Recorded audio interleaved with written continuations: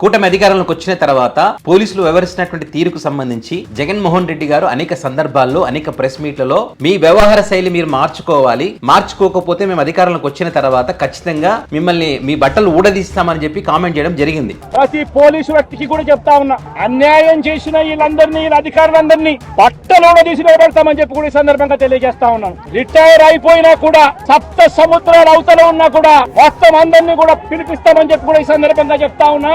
జగన్మోహన్ రెడ్డి గారి ఉద్దేశం ఏంటి? మీ డ్యూటీ మీరు సరిగా చేయండి, సరిగా చేయకపోతే చట్టం ముందు నిలబెడతాం అంటే బట్టలు ఊడది అంటే దాని అర్థం ఏంటి? మీ యూనిఫామ్ తీసేస్తాము అని చెప్పి చట్టం ముందు నిలబెడతాం అధికారంలోకి వస్తే అనేటువంటి ఉద్దేశంతో మాట్లాడారు. అయితే ఇక్కడ న్యాయం వైసీపీ పార్టీ వైపు, న్యాయం జగన్ గారి వైపు ఉంది కాబట్టి సో ఈ క్రమంలో మరొక పోలీస్ అధికారి డిఎస్పీ మురళీ నాయక్, అదే విధంగా సిఐ ఎన్వి రమణ ఈ ఎపిసోడ్ ఎక్కడంటే పులివెందులలో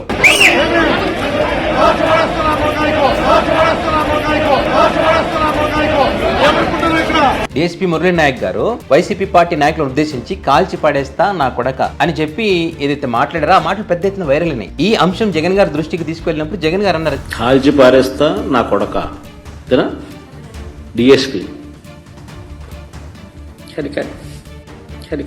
సరే కానీ అని చెప్పి, ఎందుకంటే వాళ్ళు అధికారంలో ఉన్నారు, ఇష్టం వచ్చినట్టు మాట్లాడతారు కానీ అని చెప్పి, అదేవిధంగా ఎస్పీ కోయ ప్రవీణ్ గారు అక్కడికి వెళ్ళి హడావిడి చేసినటువంటి అంశాలను ఉద్దేశించి కూడా జగన్ గారు మాట్లాడడం జరిగింది. సో ఈ అంశాన్ని జాతీయ మానవ హక్కుల కమిషన్ దృష్టికి తీసుకుపోవడం జరిగింది. ఇప్పుడు ఏదైతే ఈ ఎపిసోడ్ జరిగిందో దీంట్లో ఆ బాధితులు ఎవరి వాళ్ళైతే బాధపడ్డారో ఖచ్చితంగా వారి మీద చర్యలు తీసుకోవాలని, అది కూడా 4 వారాల్లో చర్యలు తీసుకోవాలని చెప్పి ఆదేశాలు ఇవ్వడం జరిగింది డిఎస్పీ మురళీ నాయక్ కానీ అదేవిధంగా సిఐ ఎన్వి రమణ గారికి సంబంధించి.